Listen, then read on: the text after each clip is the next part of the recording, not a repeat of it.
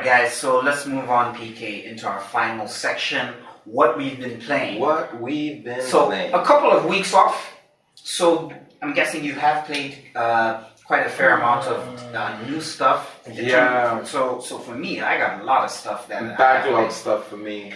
For me, all new. All new. And can I kick us off with what we've been playing? Go for it. I we'll have completely played and beaten Uncharted The Lost Legacy, Awesome. which is a story expansion to Uncharted 4 that centers around Chloe and Nadine, if you remember Chloe from Uncharted 2, and Nadine from Uncharted 4, who team up together and likely Chloe was the sexy brunette. Yes, sexy brunette with a British accent. Yes. Very wonderfully mo-capped and voice acted by don't Claudia talk Black. to me like that, man. Yeah, that's true. So I played that, and man, it's so amazing. Sorry, it's such an amazing game. Tell and me it's about so good. I want to know about the open world aspect, because we saw a fraction of it in Uncharted 4, and I haven't played the Lost Legacy. Okay, so basically, just quick to say, like in Uncharted: The Lost Legacy, it's like an 8-hour side game, same engine as Uncharted 4, absolutely beautiful. And you're playing as Chloe, trying to find the Tusk of Ganesh. The location is in India. Sorry, what was your question again? The open world. Okay, so there's a aspect. certain spoilers ahead. If we can have a slight spoiler warning, some people might be sensitive to this. But there's in chapter 4 of the game, there's basically, you remember the Madagascar region from Uncharted 4? Yeah, I do. It's basically that, but when you're in the Jeep. Yes, when you're in the Jeep, it's basically that, but on crack times 2. You know what I mean? So like the level is way bigger. That's a lot of crack. That's a lot of cocaine. So like the level is so much bigger, and the cool thing is like there's certain puzzles that you have to solve to advance the story, but there's certain side puzzles as well that you do to get these specific tokens that give you a special reward. But you're not just exploring in each area of this giant map. Basically there's combat encounters as well, and the combat encounters are completely different. So you come up to this place, and like, you know, it's maybe by a waterfall, and there's like old stone settlements around that you can maybe rope swing between and everything. And then you'll take out enemies there, do the little puzzle to get your token. Do you have to find these places? Do you have to move like a general distance? I'm not saying like Red Dead Redemption. Oh, no. Like, do you have to travel? No. You travel, you have to get into... You could walk in theory, but Nadine stays in the car, so you have to eventually get back in, and you drive her to wherever you need to go. But yeah, I mean, she's got a map as well, so most of these places have like a slight indicator of like, oh, this is... Okay, you have to do certain things to reveal stuff on the map. The map isn't just going to tell you everything. You actually have to explore and figure out stuff, and Chloe will take out her map and mark stuff. But basically, it's like the greatest hits of all the Uncharted's. Uncharted 1 all the way to 4. It fuses them all together. I mean, even the end of the game is paying so much homage to Uncharted 2 specifically. I had a big-ass grin on my face the whole time I was playing this. It's just so well done. And it's Naughty Dog. The bar is high. It's really good. I mean, I enjoyed it. I loved it. Still need to get around to the multiplayer side of it in terms of co-op. What else have you been playing? I have also been playing Destiny 2, which came out 2 weeks ago. Destiny 2. Everybody on this pod probably knows. I knew this game would pop up sooner or later. I had been a Destiny 1 addict, and I swore off that game after about 600 hours, and I said I was done, but I relapsed, fell into the hype. I played this game for 8 straight days non-stop. Me and my boy, this friend that I had from uni and stuff, we were playing this game for 8 straight days. He's a Destiny addict. He kept on playing it, and I've fallen off. The last couple days, I've not wanted to touch this game. I've reached the level cap, and not the level cap, close to the level cap, and I'm kind of just, I feel like I've been there, done that, and like. But I should say, the opening... You never participated in the raid? No, I need to do the raid. I'm going to do the raid. 100%. Even though I've fallen off, the raid is there. I'm going to do it. But the story is so much better than the first game. But guys, the bar was like... knee length. Ankle length was where ankle height. Sorry, was where the bar was.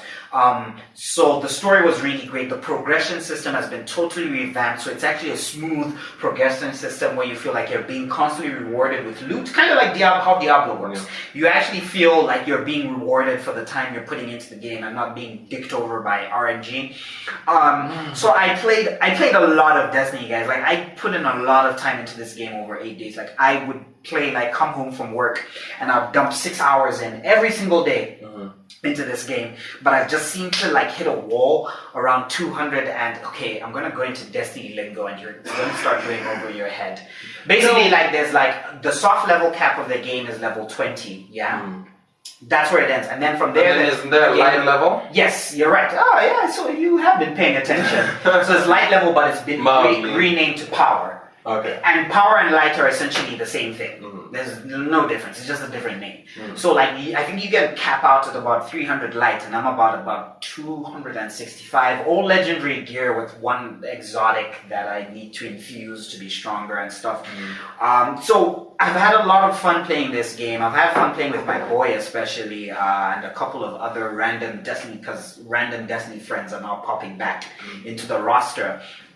Playing with them and everything. I mean, Bungie have done a really good job. The game is absolutely gorgeous. The shooting is still pure sex. There's nothing better, no better shooting mechanics than Destiny.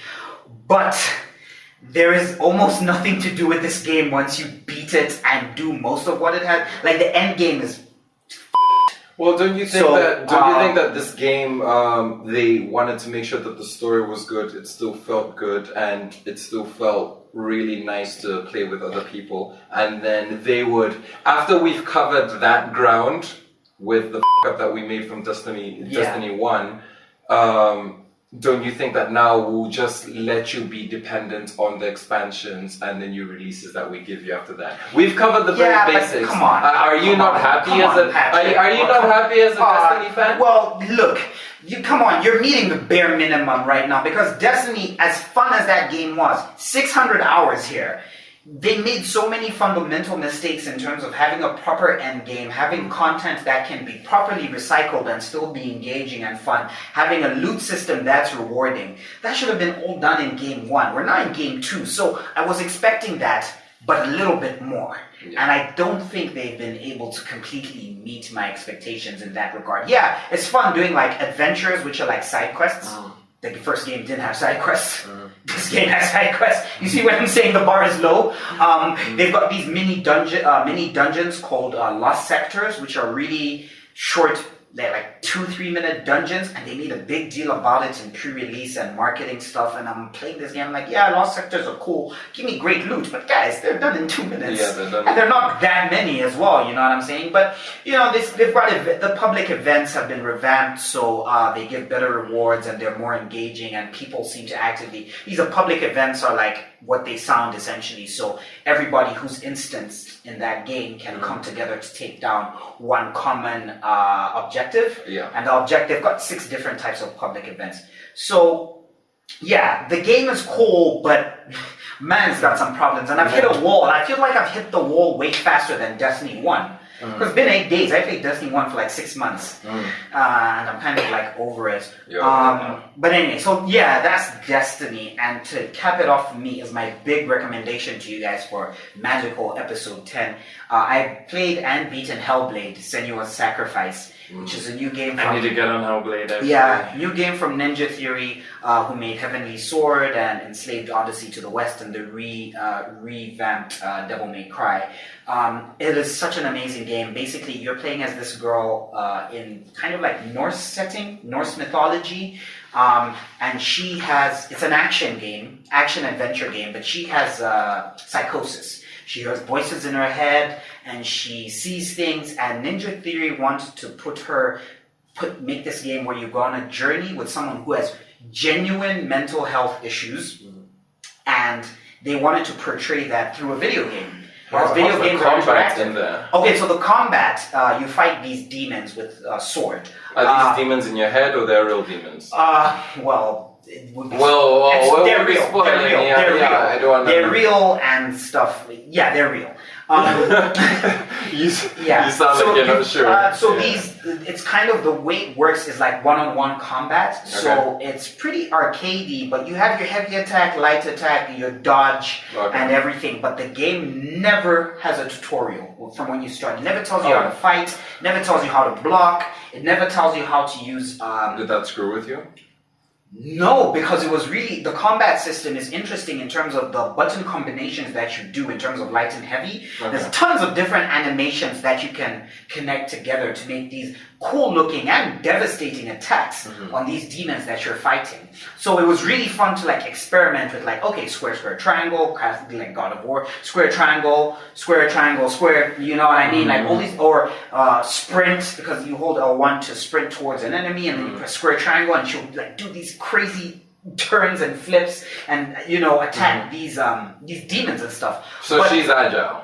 Oh yeah, she's super crazy. She's kind of like Aloy from Horizon. Oh, okay, that's agile. That's more agile than Nathan Drake. But more than any of this, I really just want to highlight the portrayal of mental illness in this game. It is just so well done. Because movies can't portray mental illness because you're not in control. You know what I mean? Yeah, of course. And this game, you're not able to see it from their perspective. Exactly that. And this game does such amazing work with binaural audio. So play this game with headphones because there's about 8 different voices in your head. Yeah, isn't it super dependent on sound? Oh yeah, you have to play this game with headphones. You can't definitely. Please play this if you ever get this game. Play with headphones because the voices are like coming from all different angles, like in your, so they properly feel like they're in your head. And these voices, when you're having battles or like you're getting hit, they shit on you, they tell you like just give up and stuff like that. And like it's a fair portrayal of people, for example, like with mental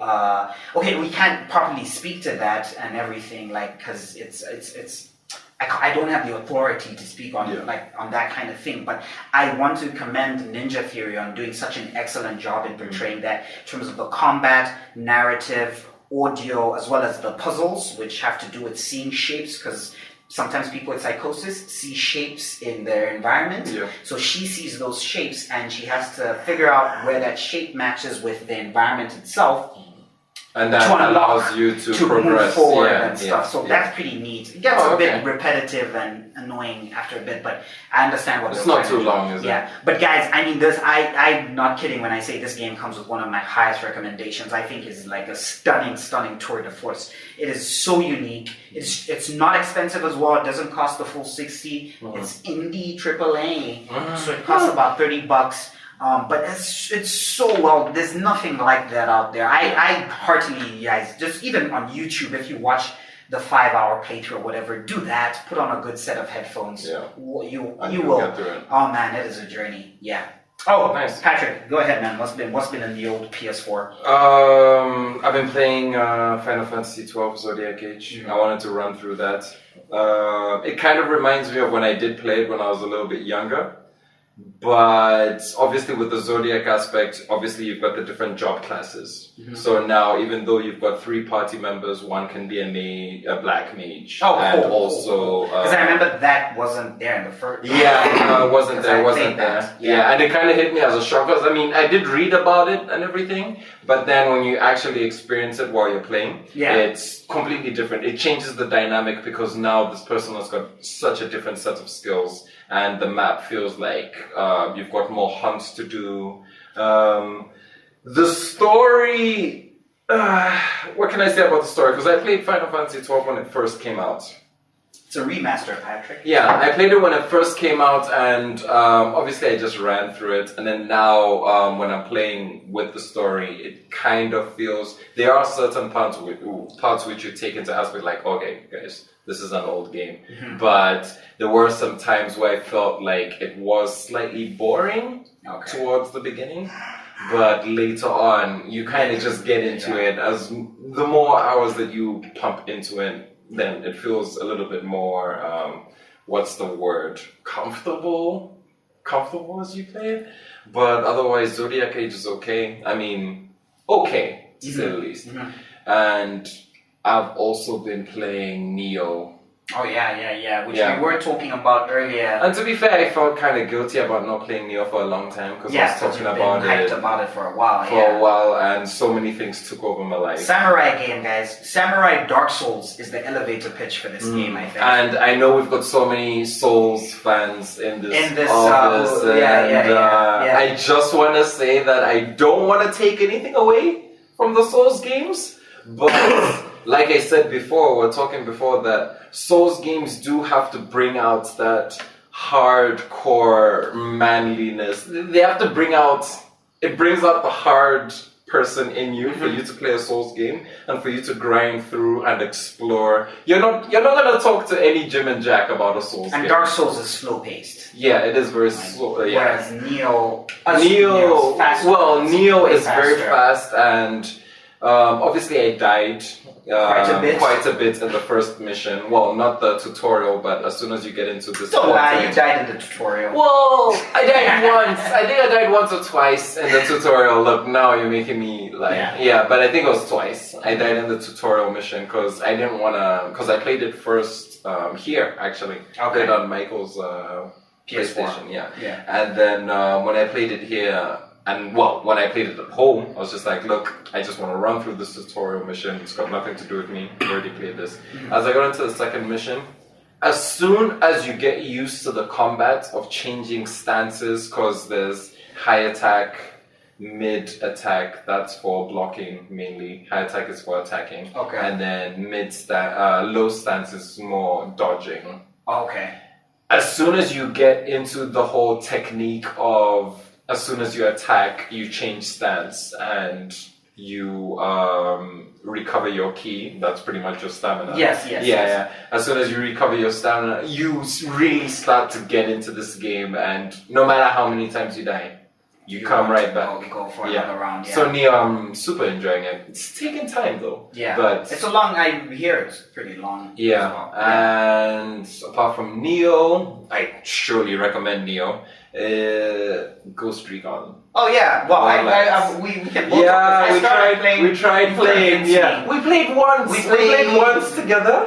Twice. Then after the update, we played twice. Oh, then yeah, after the update, together, then after the update, we couldn't join the same team. Ubisoft, fix your servers, please. Bruh, shame on you. Yeah. But otherwise, you finished Ghost Recon? Yeah, no, actually, I haven't finished the main campaign. Okay. I haven't finished the main campaign because I just wanted to level up and make sure that I took out all those main bosses. Oh yes, the mini cartel. Yeah, the mini cartel bosses, and Ghost Recon, I got into it. I mean, after the update, obviously when I first got it, I was just like, ugh. Kind of sucked. Yeah. But then after the updates, they improved the helicopter flying, they improved the shooting, and everything felt way better. Yeah. Way better. And I'm a tier 40. I mean, a lot of people have played that game. Like, they played that game a lot. So when I reached tier 40, I've unlocked a few stuff, but I'm also reaching saturation point. And I'm also the type of person where, like, when it comes to playing online games, right? Online gaming is fun, but I do tend to feel like a bit of a loner, especially if you go into a squad and you're only playing with one other person. Okay, yeah. It feels a little bit, I feel like I'm under pressure to perform at my very best. See, that's why me and you need to play more, because actually our 2 sessions dicked around Yeah, all the exactly. time. Like, I'd rather play with a friend, I'd rather play with you and just feel more at home. Yeah, and you feel probably overpowered when you're playing with me. If I'm because playing I'm like the little kid areas. I played with someone at level 12 and he was following me around everywhere and I felt like I had to perform well. I mean, look, it's only online gameplay, but still more, at this point, I was at like a tier... I think I was already at tier 40 at this point. So this is after you reach the level cap, and now you're. Oh, okay. Yeah, I was about to say. You reach the level cap, and then I think it's from tier 50 or tier 40 or something, and then you start working your way down, and then once you reach tier 1, that means that you're at the very top. Oh, okay. But otherwise, I'd rather play with friends than play alone with. I'm always here, man. Send me an invitation and I'm going tell to Ubisoft to fix their screw up. First of all, yeah. So that's pretty much it, yeah? Yeah, that's pretty much it. That's it from me. So guys, I think that's gonna wrap it up for this final section, wrapping up the podcast with what we've been playing. Yeah. Thank you once again for joining us as always for the In Control Gaming podcast. Thank you so much. This is episode 10. Somehow we're still running this dumpster truck on fire operation. We're still here as usual. It's burning, but we're moving. Thanks so much, guys, for your support as always. And before we actually even get to wrapping up with Twitter names and everything, we have been running a little giveaway on our Facebook page where you can win one of 4, I believe it's Oktoberfest tickets. We have tried to get a couple of you guys to engage with us, and I think you guys like the easier approaches of where you just have to do one click to win something. Yeah. And we've taken you at your word. Literally, we're spoiled. We're spoiled. We're millennials. And I'm 45. But all you have to literally do is subscribe to the NeoNova YouTube channel. If you're already subscribed to the channel, then you're already entered into this giveaway, so don't sweat it. But for newcomers or for people who are not sub, all you have to do is sub to NeoNova, and from there we're going to pick a couple people, 4 people I believe, to get free Oktoberfest tickets. So yeah guys, you can increase your drinking budget on the day because you enter for free. Which is, I think that's a fantastic deal. That's better. Who doesn't want to drink for free? Exactly. Come on. So guys, make sure you subscribe to NeoNova. And you'll be in with a chance of winning a pair of tickets to Oktoberfest. But apart from that, guys, I think that's it from us here, episode 10 of InCntrl. That's another one in the bag. Thank you so much for joining us as always. We really appreciate your love and support as always. Episode 10 is really special, even though it's only 10 eps. It just feels good to be where we are right now. I think you'd feel the exact same way. Feels good. Well, 10 episodes seems like a small number, but for us, hey, milestone. Here's to trophy earned. Yeah, exactly. Trophy right earned. here. Yeah, we got the bronze. Yeah. We need to get the platinum for 1,000. Well, We're well on our way for 1,000 episodes. One step at a time, mate. Trust me, mate. We're getting there. So guys, you can find me on Twitter at Ole_Gunner, and Patrick is Pato_Kafu on Twitter. You can find me there. Make sure to follow IncntrolGaming as well on Twitter. That's InCntrl spelled INCNTRL Gaming ZM. Same thing on Facebook. NeoNova on YouTube. Did you practice that before you said it? No, that was straight off the dome. That's how I roll. Nice. So yeah, guys. Make sure you follow all the various channels there, bits and bobs, so you can keep up to date with us. But as always, thank you so much for tuning in. Appreciate it. Yeah, PK, thanks for joining me through these 10 episodes. It's been great. Yeah. Fantastic. Fantastic. We'll Thank flown you, out in no Michael, time. who's always behind the camera helping us out, Yeah. doing what he has to do. And we will definitely catch you guys on the next one. Thanks so much, guys. We'll see you next time. Bye.